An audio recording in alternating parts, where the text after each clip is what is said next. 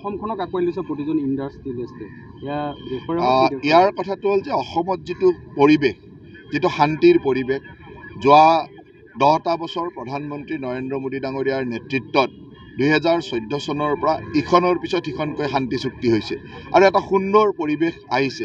আজি অষ্ট্ৰেলিয়ান এম্বেচিয়ে ইয়াৰ অসমৰ ওপৰত থকা যি ৰেড জোন, সেই ৰেড জোন উঠাইছে। মই আশা ৰাখিছোঁ যে এই যে 61গৰাকী ৰাষ্ট্ৰদূত বা হেড অফ দ্য মিছন আহিছে, তেখেতসকলৰ এই ভ্ৰমণৰ পিছত সৰহভাগ ৰাষ্ট্ৰতে যি আমাৰ এডভাইজাৰী, নিগেটিভ এডভাইজাৰী আছিল, এই নিগেটিভ এডভাইজাৰীখিনি উদ্ৰ হ'ব আৰু এইখিনি উদ্ৰ হোৱাৰ লগে লগে বিনিয়োগকাৰীসকলে, দেশ বিদেশৰ বিনিয়োগকাৰীসকলে নিশ্চয়কৈ সাহস পাইছে আৰু আমাৰ মাননীয় মুখ্যমন্ত্ৰী ডাঙৰীয়াৰ নেতৃত্বত ইজ অফ ডুইং বিজনেছ বা ছিংগল উইণ্ডো ক্লিয়াৰেঞ্চ যিটো আমি কৰিছোঁ, বিশেষকৈ আমাৰ ইণ্ডাষ্ট্ৰীৰ লিডাৰসকলে সেইটো এপ্ৰিচিয়েট কৰিছে। যিকোনো উদ্যোগপতি যদি আহি ইয়াত উদ্যোগ কৰিব খোজে, তেওঁলোকক আমি যিমান ছিংগল উইণ্ডো ক্লিয়াৰেঞ্চ কৰি যিমান সুবিধা একেলগে দিব পাৰে, চৰকাৰৰ ক'তো ৰঙা ফিটাৰ মেৰপেচ হ'বলৈ দিয়া নাই আৰু সেইটোৱে নিশ্চয়কৈ উদ্যোগপতিসকলে বিচাৰে।